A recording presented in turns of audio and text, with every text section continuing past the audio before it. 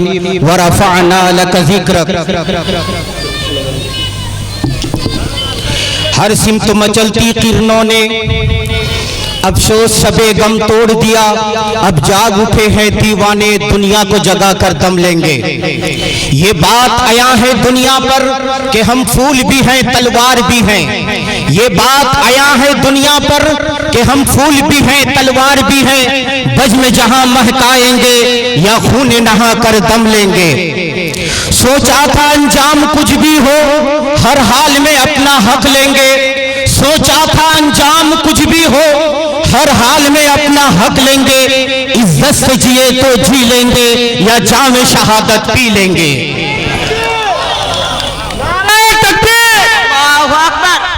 বিশ্ব নবী হযরত মুহাম্মদ সাল্লাল্লাহু আলাইহি ওয়াসাল্লাম জিন্দাবাদ জিন্দাবাদ জিন্দাবাদ। শান্তির দূত হযরত মুহাম্মদ সাল্লাল্লাহু আলাইহি ওয়াসাল্লাম জিন্দাবাদ জিন্দাবাদ জিন্দাবাদ। নারে তাকবীর আল্লাহু আকবার। میرے محترم بزرگوں، ابھی بھی جن جن حضرات ادھر کھڑے ہیں، راستہ سے باہر کھڑے ہیں، میں سب سے عزیزانہ درخواست کروں گا، اور جو وہاں بھی کھڑے ہیں ان سے بھی عزیزانہ درخواست کروں گا، دیکھو اللہ کے نبی کا محفل ہے، ہم دعویٰ کرتے ہیں کہ اس نبی کے لیے جان دے دیں گے، تو اس نبی کے لیے تھوڑا سا ہٹ کر آگے بڑھ کے آ نہیں سکتے؟ ارے یہ نبی کا پروگرام ہے، نبی کا مجلس ہے، کل قیامت کا دین ہوگا، دو طبقہ ہوگا، ایک طرف نبی سے محبت کرنے والا ہوگا، دوسرا طرف نبی سے عداوت کرنے والا ہوگا۔ کالی کملے والا آقا محمد رسول اللہ سے جو محبت کرنے والا ہوگا، اللہ کے نبی اس کے طرف دیکھیں گے اور اس کے لیے شفاعت کریں گے۔ اسی نبی کی شفاعت کے خاطر میں ہٹ جائیے، آگے بڑھ جائیے، آ جائیے مجمع میں، جم جم کے آ جائیے۔ باہر سے مہمان خصوصی سب آئے ہیں، آپ تمامی حضرات جو یہاں کھڑے ہیں، یہ رستہ کے دھار میں کھڑے ہیں، یہاں بیٹھنے کا بہترین انتظام کیا گیا ہے، بالکل آگے بڑھ بڑھ کے آ جائیے، آگے آگے آ جائیے۔ میں ایک تکبیر لگاتا ہوں، جوانوں تمہارے دل کے اندر رسول کی محبت کا جذبہ کو پیدا کرو، اپنے سینہ کو محبت رسول کا مدینہ بناؤ اور آگے آگے آگے آ جاؤ۔ نعرہ تکبیر، اللہ اکبر۔ ایک بھی بندہ یہاں کھڑا نہیں ہونا چاہیے۔ بھائی آپ لوگوں سے ہاتھ جوڑتا ہوں اللہ کے لیے، نبی کی محبت میں آگے آ جاؤ، مجلس میں آ کے بیٹھ جاؤ۔ جن جن حضرات وہاں بھی کھڑے ہیں ان سب سے بھی میں یہی درخواست کروں گا، آگے آ جائیں، آ جائیں، بالکل بھر جائیں، نبی کی مجلس ہے، ادب ضروری ہے۔ میرے محترم بزرگوں، عزیزو دوستو، ہمیں نبی کریم صلی اللہ علیہ وسلم کے سیرت کے بارے میں کچھ بولنے کے لیے کہا گیا ہے۔ میں طفل مکتب کیا کروں بیان، جس کے حق میں اترا ہو 30 پارہ کی قرآن، جس کی تعریف دنیا کے بڑے بڑے خطیب، بڑے بڑے ادیب، بڑے بڑے مقرر، بڑے بڑے محدث، مفکر، مصنف، علماء، ادبیاء، فقہاء، اولیاء، حتیٰ کہ ساری کائنات کے انبیاء بھی مل کر کرے تو اس کی تعریف ختم نہیں ہوگی، دنیا کا نظام ختم ہو جائے گا، دنیا درہم برہم ہو جائے گا، لیکن میری نبی کی تعریف ختم نہیں ہوگی۔ تو پھر مجھے کہنے دیں کہ وہ نبی سارے نبیوں میں کامل، سارے نبی کو کامل بنایا، ہمارے نبی کو اکمل، سارے نبی جمیل، ہمارے نبی کو اجمل، سارے نبی شریف، ہمارے نبی کو اشرف بنایا۔ تو پھر مجھے کہنے دو، ہے سراپا اجالا ہمارا نبی، رحمت حق تعالی ہمارا نبی، جس کی نسبت سے ہو جائیں گے پار ہم، وہ سچا حوالہ ہمارا نبی، سب کی آنکھوں کا تارا ہمارا نبی، آمنہ کا دلارا ہمارا نبی۔ پتھروں چٹ سے ہے کلمہ پڑھنا تمہیں جب کرے گا اشارہ، زور سے بول دو، جب کرے گا اشارہ ہمارا نبی۔ پتھروں جٹ سے ہے کلمہ پڑھنا تمہیں جب کرے گا اشارہ ہمارا نبی۔ فکر و نگاہ بشر سے کہیں ہے بلند اور بالا ہمارا نبی، رب کا محبوب ہے، رب کا پیارا نبی، سب سے پیارا نبی ہے، سب سے پیارا نبی ہے ہمارا نبی۔ ابھی بھی جو حضرات وہاں کھڑے ہیں، آگے بڑھ جائے، آگے بڑھ جائے، نبی کی یاد، ایمان تازہ ہو رہی ہے، دل میں اپنے سینہ میں محبت رسول کا مدینہ بنا لو، تو سب سے پیارا ہے ہمارا نبی۔ تو پھر مجھے کہنے دو، الف سے انسان نبی، با سے کامل برہان نبی، تا سے تطہیر کی جان نبی، سا سے ثقلین کی شان نبی، ہر مخفی بات کا راز نبی، جن سے ہے جواز نبی، مقدور نبی، تقدیر نبی، ہا سے حق کی تصویر نبی، خا سے ختم الرسول نبی، خالق کا شہکار نبی، پے کرے حسن جمال نبی، را سے رہبر ہر حال نبی، زا سے ہے زاہد بھی نبی، سین سے ہے صافی بھی نبی، سچا سچا کافی بھی نبی، سین سے ہے شافی بھی نبی، سواد سے صادق ذکر نبی، ذات سے زامن فکر نبی، تا سے طرفین نور نبی، ذا سے کن نور ظہور نبی، رتبے میں رب کے بعد نبی، عین سے عین الحق نبی، گائن سے ہے گنی بھی نبی، فا سے فضل ربی بھی نبی، کاف سے کعبہ نبی نبی، کاف سے قبلہ نبی نبی، لام سے پوچھو کیا ہے نبی، لولاک کی پاک فضا ہے نبی، نعرہ تکبیر، اللہ اکبر، لام سے پوچھو کیا ہے نبی، لولاک کی پاک فضا ہے نبی، نیم سے محمد پاک نبی، نور سے ہے نور قرآبی نبی، واو سے چہرہ و زہا نبی،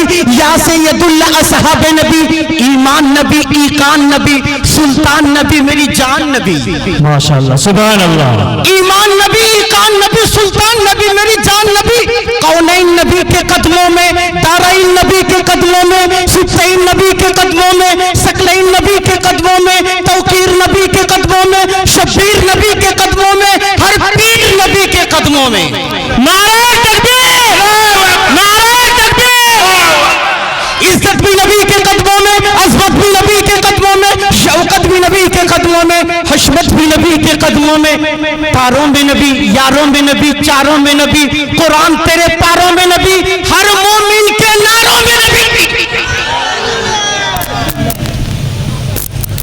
زہرا کا بابا نبی نبی، حسنین کا نانا نبی نبی، کعبے کا جھومر نبی نبی، ہے ابر کرم بھی نبی نبی، صلوات صلات میں نبی نبی، ہجرت کے رات میں نبی نبی، عائشہ کا بھرم بھی نبی نبی، ہم سب کی آنکھوں کا تارا نبی نبی، ہم سب کی آنکھوں کا تارا نبی نبی، نبیوں کا پیارا نبی نبی، نبیوں کا لیڈر نبی نبی، ہم سب کا لیڈر نبی نبی، سب کا رہبر نبی نبی، سب کا داتا نبی نبی، سب کا آقا ہم سب کا مولا نبی نبی، آپ گستاخ نبی کو بتا دو، جو نبی کا دشمن ہے بتا دو کہ مسلمان اپنے سینہ پہ نبی کو کیسا رکھتا ہے، نبی کی بے عزتی برداشت نہیں کرتا، وہ اپنے جان کو قربان کر دے گا مگر نبی کی عظمت پہ آ جائے اس کو گوارا نہیں کرے گا، بے شک، نعرہ تکبیر، نعرہ تکبیر، ہندوستان کا مسلمان اگر خاموش ہے تو ان کی مجبوری کا فائدہ مت اٹھائیے، سویا ہوا شیر ہے انہیں مت جگاؤ، خدا کی قسم اگر یہ جاگ گئی تو تمہاری کرسی تو درکنار، تمہارا ہندوستان میں سانس لینا بھی مشکل ہو جائے گا، بے شک، میرے محترم بزرگوں، عزیزوں، دوستو، نبی کریم صلی اللہ علیہ وسلم کا شان، مان، عزت، آبرو حفاظت کرنا ہم مسلمانوں پہ ضروری ہے، ہم اپنے نبی کے لیے جان کو قربان کر دیں گے، لیکن نبی کی عزت کی کوئی ہی توہین کرے تو ہم اس پہ سمجھوتا نہیں کریں گے، بے شک، ہمارے مفتی صاحب ہمیں اشارہ کر رہے ہیں، اسی لیے میں آخری بات اور اگلی بات کہہ کے باتوں کو یہی ختم کرتا ہوں، میرے محترم بزرگوں، عزیزوں، دوستو، رسول سے محبت کرنے والا اس پر کتنی بڑی سے بڑی مصیبت کیوں نہ آ جائے مگر جب تک اس کے سینے کی صندوق دل کی تجوری میں ایمان جیسی دولت ہے، محمد رسول اللہ جیسی دولت ہے، اس کے سینے کی صندوق سے کوئی ایمان جیسی دولت کو چھین نہیں سکتا، بے شک، تمام دنیا کی طاقتیں اس کی مقابل کھڑی ہو جائے، وہ محصور ہو جائے، وہ مجبور ہو جائے، اس کا دولت لوٹ لیا جائے، اس کا گھر جلا دیا جائے، اس کے گود کے پالے لاڈلے بچے قتل کر دیا جائے، اس کا جسم زخموں سے چھلنی کی طرح کر دیا جائے، مگر جب تک اس کے دم میں دم رہے گا، اس کا خون کا آخری قطرہ رہے گا، زندگی کی آخری سانس باقی رہے گا تو اس کا یہی نعرہ رہے گا، لوگوں جان مانگو تو جان دیں گے، جان مانگو تو جان دیں گے، مال مانگو تو مال دیں گے، مگر نہ ہوگا ہم سے یہ ہرگز کہ نبی کا جاہ و جلال دیں گے۔ आखिर पे हम एक शेर कह के बातों को खत्म करना चाहते हैं कि गुलाम मोहम्मद जान देने से नहीं डरते। गुलाम मोहम्मद, क्या मेरे बात में आप सब इत्तेफाक रखते हैं? जरा हाथ उठा के बोल दो। गुलाम मोहम्मद जान देने से नहीं डरते। गुलाम मोहम्मद जान देने से नहीं डरते। ये सर रह जाए या कट जाए किसी की परवाह नहीं करते। खुद कट जाएंगे, फरमाने मुस्तफा का एक हरफ कटने नहीं देंगे। खुद मिट जाएंगे, जलालते किसी सर रसूल के शान को मिटते हुए देखना बर्दाश्त नहीं करेंगे, बल्कि वक्त आने पर अपने इज्जत और नामूस से रसूल की हिमायत और हिफाजत के लिए अपनी जान को कुर्बान कर देंगे। आखिरी बात और अगली बात, हजरत बिंतुरी रहमतुल्लाह अलैह नबी के नात के अंदर लिखते हैं कि एक आलिम ने ख्वाब देखा कि एक इस्लामी मुल्क दो टुकड़ा हो गया। हुजूर अलैहिस्सलाम का दिल दुख गया। हुजूर अलैहिस्सलाम बिलक बिलक के रोने लगे। ऐ मेरे दोस्तों, अगर अल्लाह के नबी को बता दिया जाए कि मसाजिदें भी उतर रही है, आपकी उम्मत की बेटियों की इज्जतें भी तबाह करती जा रही है, सूद का निजाम आम हो चुका, मेरे अल्लाह के नबी तक खबर पहुंच गई। 1 अरब 22 करोड़ मुसलमान मेरे उम्मत में जिंदा है और मेरी जात का मजाक उड़ाया जाता है, मेरी अजवाज़े मुतहरात का मजाक उड़ाया जाता है। दिल पर क्या गुजरेगी? वो नबी के दिल दुखाने वालों, आज से अज़म कर लो, बाकिया जिंदगी हमारा होगा। नबी का एक एक सुन्नत होगा, बाकिया जिंदगी हमारा होगा। नबी का एक एक फरमान होगा। हम अपने जान को दे देंगे पर फरमाने मुस्तफा को कटने नहीं देंगे। बतला दो गुस्ताख नबी को, बतला दो गुस्ताख नबी को गैरत मुस्लिम जिंदा है। बतला दो गुस्ताख नबी को गैरत मुस्लिम जिंदा है। उनके नाम पर मर मिटने का जज्बा कल भी था और आज भी है। मेरे नबी से मेरा रिश्ता कल भी था आज भी है। नारे तकबीर, नारे तकबीर, मुस्तफा के दामन, मुस्तफा के दामन, नारे तकबीर। क्या भगवानपुर वाले मुस्तफ़ा का दामन नहीं छोड़ोगे? इतना सा मजमा नहीं भर सके हो और बोल रहे हो कि मुस्तफ़ा का दामन नहीं छोड़ेंगे। बहरहाल बहुत खूब हमारे सदर साहब, उन्होंने बड़े शानदार अल्फाज से नबी की शान में तकरीर फरमाई। अल्लाह ताला हमें भी नबी की का सच्चा शहदाई बनाए, नबी की सुन्नत पर हमें अमल करने की तौफीक अता फरमाए। भाई, আমাদের মঞ্চে এখনো বহিরাগত 5 জন প্রধান অতিথি, প্রধান বক্তা ছেড়েও আরো 4 জন রয়েছেন। ওনাদের আমাদের এই 1 ঘন্টা সময়ের মধ্যে সবাইকে দিতে হবে। তাই এখন আমাদের জেলা নেতৃত্ব, আমাদের জেলার অবজারভার জনাব মাওলানা রিজাউল ইসলাম সাহেবকে আমি বলবো, উনি ওনার সংক্ষিপ্ত বক্তব্য একেবারে 5 মিনিটের মধ্যে শেষ করবেন।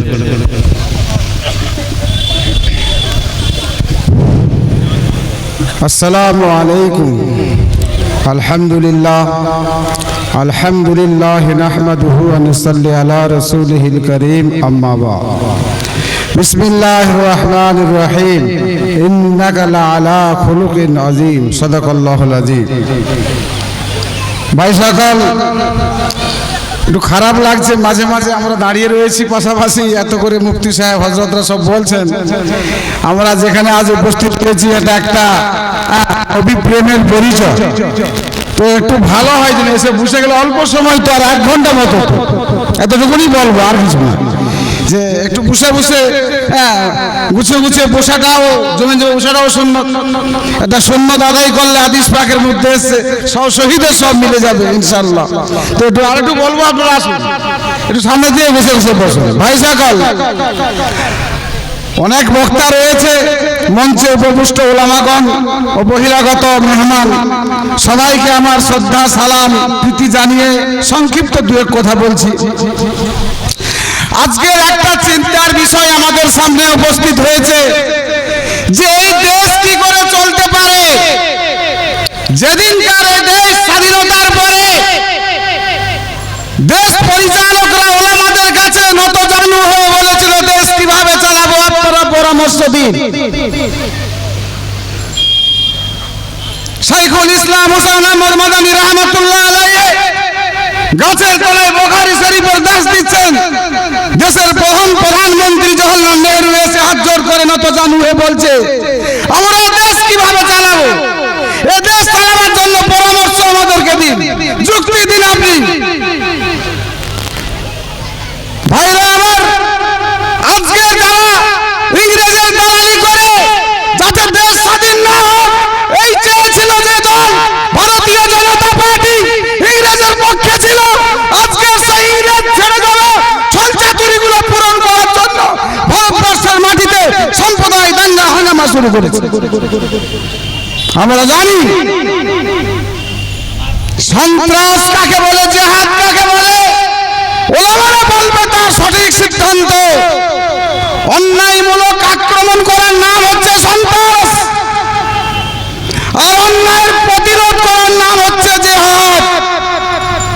ওদেরকে হাতে খড়ি দিয়ে আমরা শিক্ষা দেব দেশ চালানোর, ওদেরকে রাজনীতি করার শিক্ষা আমাদের ওলামারা দিয়েছে। আজকের ওদের শিক্ষার অভাব, সম্পৃক্তির অভাব, ওরা সাম্প্রদায়িক দাঙ্গা হাঙ্গামা করে দেশকে টুকরো টুকরো করতে চাইছে। দেশের সম্পদ বিক্রি করে দিচ্ছে, বড় বড় প্রজেক্ট বিক্রি করে নীরব মোদীর মতো লোককে 12,000 কোটি দিয়ে বাইরে পাঠিয়ে দিয়ে টাকাগুলো সব নিজেদের কাছে পকেটে ঢুকিয়ে নিচ্ছে, তাদেরকে আবার ঋণ দেওয়া হচ্ছে। আজকের কি দোষ করেছিল কালিম সিদ্দিকী সাহেব, তিনি সারা ভারতবর্ষের বড় একজন আলেম, তাকে আজকের তেহার জেলে দিয়েছে মিথ্যা অপবাদ, মিথ্যা কেস দিয়ে। হে ভারতের জনতা পার্টি, আজকে জেনে রেখে নাও, যারা এই দেশে ব্রিটিশের বিরুদ্ধে হিন্দু মুসলমান এক প্ল্যাটফর্মে দাঁড়িয়ে ব্রিটিশের মতো শক্তিকে সাত সমুদ্র তরে নদী পার করে ছেড়েছে, তোদের মতো শক্তিকে আমরা মশার ডানা মনে করি। মরতে মোদের সাহস আছে দিনের হেফাজতে, মরলে শহীদ জিতলে গাজী, এই তো যাদের নেশা, তাদের নিয়ে ফললে খেয়াল হবে সরকারের সর্বনাশা। ভাইরা আমার, অতএব বেশি কিছু কথা বলবো না। অতএব আজকে সচেতন মুসলমান সাবধান থাকুন, ঐক্যবদ্ধ থাকুন। মুসলমান যখন মুসলমানের জায়গায় থাকবে, পৃথিবীর কোন শক্তি কিছু করতে পারেনি আর পারবে না। এই বলে আমি আমার বক্তব্য শেষ করছি। ধর্মগুরুদের অপমানকারীদের কঠোর শাস্তির ব্যবস্থা করতে হবে, করতে হবে। বিশ্বনবীর অপমান অপরাধে নুপুর শর্মা নবীন কুমারকে গ্রেফতার করা হলো না কেন? কেন্দ্র সরকার জবাব চাই, জবাব চাই, জবাব চাই, জবাব চাই। নুপুর শর্মা ও নবীন কুমারের ফাঁসি চাই, ফাঁসি চাই। নুপুর শর্মা ও নবীন কুমারের ফাঁসি চাই, ফাঁসি চাই। নারায়ে তাকবীর। ভাই বারে বারে আপনাদের বলছি, আমার মনে হয় যে বন্ধুরা এখনো এই গণ্ডির বাইরে দাঁড়িয়ে আছেন, ওনাদেরকে করজোড়ে অনুরোধ করব আপনারা ভিতরে চলে আসুন, একটু ভাল লাগবে দেখতে। আধ ঘন্টার ব্যবধান, শুধু আধ ঘন্টার জন্য আপনারা ভিতরে চলে আসুন। আপনাদের আমরা অনেক কৃতজ্ঞ, আপনারা একটু দয়া করে আসুন। আমাদের কাছে আমন্ত্রিত অতিথিবর্গ সবাই উপস্থিত আছেন, তাই আমরা একেবারে আর সময় নষ্ট করব না। এখন আমাদের প্রধান বক্তা জানাব মৌলানা বাকিবুল্লাহ সাহেবকে ব্যাচ পড়াচ্ছেন, আমাদের সহ সেক্রেটারি মৌলানা মুফিজুল ইসলাম খান সাহেব আপনাদের সম্মুখে এক্ষুনি আসবেন। আমাদের আগত অতিথি মধুসূদন মণ্ডল সাহেব, ওনার আসার পূর্বে আমাদের কারি সাহেব, কারি আকমাল সাহেবকে আমি একটা ছোট্ট তারানা উর্দু ভাষায় পড়ার জন্য বলবো। খুব সামান্য 5 মিনিটের মধ্যে, 3-4 মিনিটের মধ্যে হয়ে যাবে।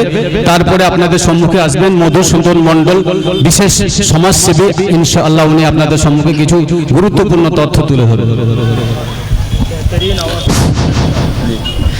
अस्सलाम वालेकुम वरहमतुल्लाहि वबरकातुहू। चंद शेर में हालात हाजरा के ऊपर हाजिर कर रहा हूँ, आप हजरात समात फरमाएं। कितना वीरान उसने चमन कर दिया, कितना वीरान उसने चमन कर दिया, कि हमने किसके हवाले वतन कर दिया, कि हमने किसके हवाले वतन कर दिया। बंदा हाजिर कर रहा हूं, समात फरमाए कि हिंदू मुस्लिम में वो दोस्ती ना रही, हिंदू मुस्लिम में वो दोस्ती ना रही, इसलिए मुल्क में अब खुशी ना रही, इसलिए मुल्क में अब खुशी ना रही। जिस तरफ देखिए आगे नफरत की है, जिस तरफ देखिए आगे नफरत की है, चेहरे पर अब किसी के हंसी ना रही। खत्म ही दौर होली मिलन कर दिया, कि हमने किसके हवाले वतन कर दिया। कितना वीरान उसने चमन कर दिया, कि हमने किसके हवाले वतन कर दिया। माशाअल्लाह। मैं दिया आज नफरत उगलने लगी, कि मैं दिया आज नफरत उगलने लगे। हर जगह रंग मज़हब का भरने लगे, हर जगह रंग मज़हब का भरने लगे। सच का सूरज दिखाती थी पहले कभी, झूठ की बारिश अब ये करने लगे। उसने महिला ये गंगो जमन कर दिया, कि उसने महिला ये गंगो जमन कर दिया, कि हमने किसके हवाले वतन कर दिया। कितना वीरान उसने चमन कर दिया, कि हमने किसके हवाले वतन कर दिया। कि अब तो हद से भी आगे गुजरने लगे, वो सियासत शहीदों पे करने लगे। अब तो हद से भी आगे गुजरने लगे, वो सियासत शहीदों पे करने लगे। झूठ की तीन आदत उन्हें पड़ गई, सच बातों से अब वो मुकरने लगे। घूम कर खर्च भारत का धन कर दिया, कि घूम कर खर्च भारत का धन कर दिया, कि हमने किसके हवाले वतन कर दिया। कितना वीरान उसने चमन कर दिया, हमने किसके हवाले वतन कर दिया। মাশাআল্লাহ। এবারে ভাই আপনাদের সম্মুখে আসছেন আমাদের মহামান্য অতিথি আগত মাননীয় মধুসূদন মণ্ডল মহাশয়, বিশিষ্ট সমাজসেবী।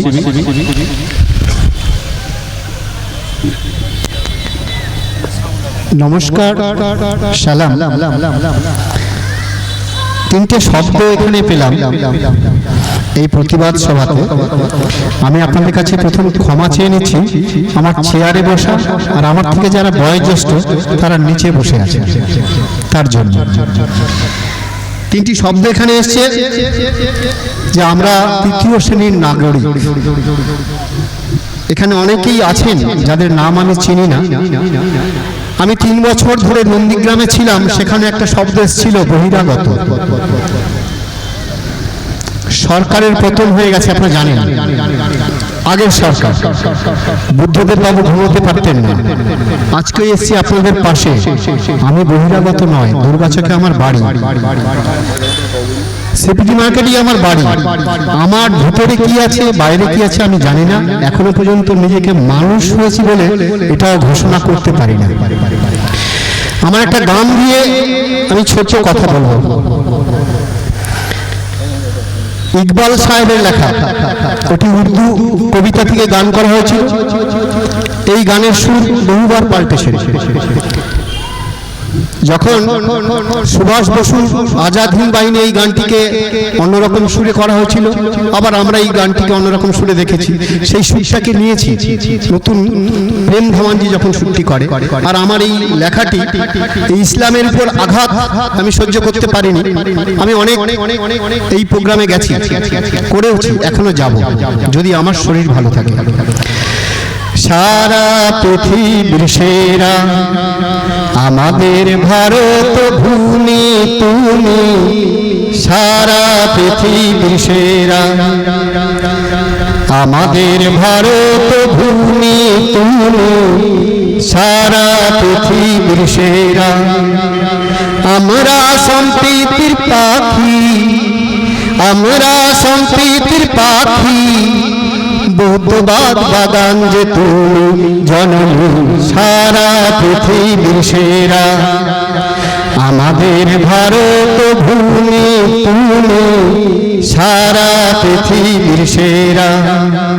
পারসি জৈন বুদ্ধ শিখ খ্রিস্টান হিন্দু মুসলিম, পারসি জৈন বুদ্ধ শিখ খ্রিস্টান হিন্দু মুসলিম, নানা ভাষা নানা দেশ নানা ধর্ম নানা মত, বহুতেরও এই ছন্দ, বহুতেরও এই ছন্দ, ব্যাঘাতে হবে সে বিলীন বিলীন, সারা পৃথিবীর সেরা আমাদের ভারত ভূমি তুমি, সারা পৃথিবীর সেরা। मुझे हब नहीं सिखाता आपस में बैर रखना, मुझे हब नहीं सिखाता आपस में बैर रखना, কোনো ধর্ম শেখায় না অন্য কাউকে হিংসা, কোনো ধর্ম শেখায় না অন্য কাউকে হিংসা। ভারতীয় আমরা, ভারতীয় আমরা, একতা আমাদের কর্ম ধর্ম, সারা পৃথিবীর সেরা আমাদের ভারত ভূমি তুমি, সারা পৃথিবীর সেরা। নাগরিক আমরা যারা ভারতে, প্রশ্ন করি কেন্দ্রকে, নাগরিক আমরা যারা ভারতে, প্রশ্ন করি কেন্দ্রকে। অপমান কেন ইসলামকে, অপমান কেন ইসলামকে, প্রশ্ন করি তোমাকে। মোদি ছেড়ে দাও ভারতের গদি, মোদি ছেড়ে দাও ভারতের গদি, ছেড়ে দাও ভারতের গদি, মোদি ছেড়ে দাও ভারতের গদি। এই ভগবানপুরে ইসলাম ভাইয়ের ডাকে আসা, কিছু বলতে হবে। আমার মা বাপের বাড়ি বিশ্বরামচক টাউনশিপে, আপনারা জানেন বিশ্বরামচকটা কোথায়। তার ছোটবেলার সই পাখিজা, তাকে পাখি মাসি বলে ডাকা হতো। দুজনেরই বিয়ে হয়, বিয়ের পর আপনারা জানেন বলেন সব উপরওয়ালারই দয়া, দুজনেরই পুত্র সন্তান হয়। একদিন হেরফেরে আমি একদিন আগে হয়েছি, ওই পাখি মাসিমার সন্তানটি তার পরের দিন হয়েছে। আমি যেখানে হয়েছি হলদিয়ার পাতিখালি, দুর্গাচকের পাতিখালি, সেই পাতিখালিতে একটা আবর্জনার মধ্যে হয়েছিল। সেখান থেকে মা মরণাপন্ন ধনুষ্টঙ্কার, ওই পাখি মাসির কাছে নিয়ে চলে আসে। আমি 6 মাস পাখি মাসির দুধ খেয়ে আজকে আপনার সামনে হাজির হয়েছে। আমার শরীরে কি আছে আমি মাকেও প্রশ্ন করি আর অন্যদেরকেও বলি। তাই আপনাদের কাছে আসা, দুটো কথা আমি শুনলাম এখানে যে আমরা তৃতীয় শ্রেণীর নাগরিক, অর্থাৎ ছাগলের তৃতীয় সন্তান। ছাগলের দুটো বাঁট থাকে আর তৃতীয় সন্তান যে দুটো বাঁটে যখন দুজন দুধ খায় আর সে না পাওয়ার আনন্দেই নাচতে থাকে। তো শুধু আমাদের ভারতবর্ষে ইসলাম ভাইরা তৃতীয় শ্রেণীর নাগরিক নয়, আরো অনেকে আছে। তাদের মধ্যে আছে ক্ষৈত্ররাও আছে, তাদের মধ্যে এসটিরা আছে, এসসিরা আছে এবং হরিজনরাও আছে। তাদের সংখ্যা সব থেকে বেশি। আপনারা যদি মনে করেন যে আপনারা তৃতীয় শ্রেণীর নাগরিক, আসলে ভুল। আমরা একটা সম্প্রদায়ের মধ্যেই আছি নিজেকে ভাবছি। আসলে এই যে হিন্দু হিন্দু কথাটা এসছে, আপনারা জানেন হিন্দু বলে কোনো ধর্মই নেই। সনাতনী ধর্ম সিন্ধু নদের উপত্যকায় যে সভ্যতা গড়ে উঠেছিল তাকে আরিয়ানরা মানে আর্যরা হিন্দু হিন্দু করে হিন্দু কথাটা এসছে। আমি বিস্তারিত যাব না। একটা জায়গায় বলা হচ্ছে যে জামাত উলামা হিন্দের জন্ম হয়েছিল 1803 সালে আর 1838 সালে আজকের দিনে যে আপনারা অনুষ্ঠান করছেন, আজকের বিশেষ একজনের জন্মদিন যিনি আনন্দমঠ লিখেছিলেন, বঙ্কিমচন্দ্র চট্টোপাধ্যায়ের জন্মদিন। উনিও কিন্তু ভারতবর্ষের মুসলিম সমাজ যে ব্রিটিশের বিরুদ্ধে রক্তক্ষয়ী সংগ্রাম করে ব্রিটিশের বিরুদ্ধে যে রক্তাক্ত হয়েছিল শরীর মন, সেটা কিন্তু লিখে যাননি, তাদেরকে চোর ডাকাত হিসাবে দেখিয়ে গেছে। চেপে রাখা ইতিহাস আপনারা জানেন কার কথা বলছি। আমাদের ভারতবর্ষে কেন অনেক জায়গায় সত্যিকারের ইতিহাসটা লেখা হয় না।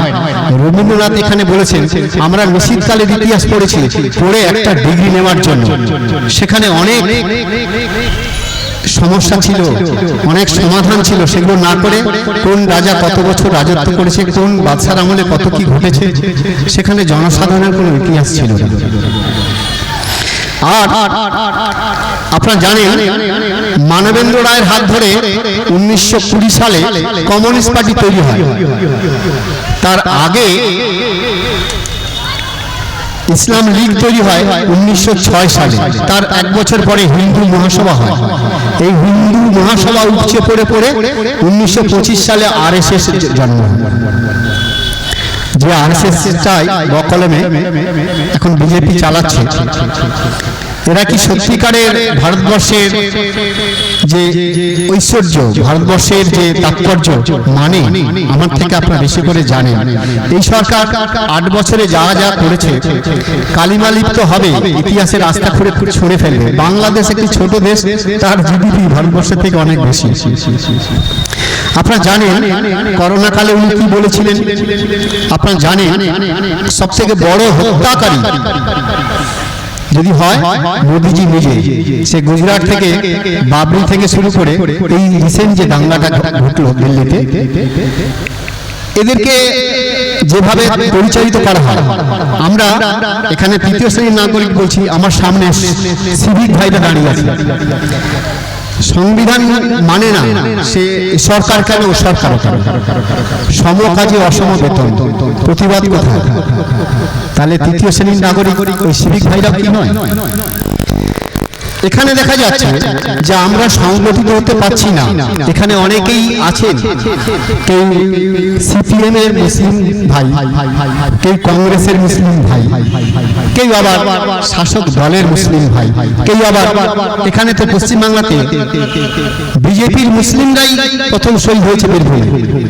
সব থেকে লজ্জার লাগে। আমি কিন্তু রাজনৈতিক কর্মী রাজবন্দী হিসাবেই জেলে ছিলাম, আবার হয়তো জেলে যাবো, ভয় পাই না, কারণ মৃত্যু তো অবধারিত জানি না, জেলে যাওয়ার জন্য ভয় পাই। আর একটা কথা আপনাদের বলতে চাইছি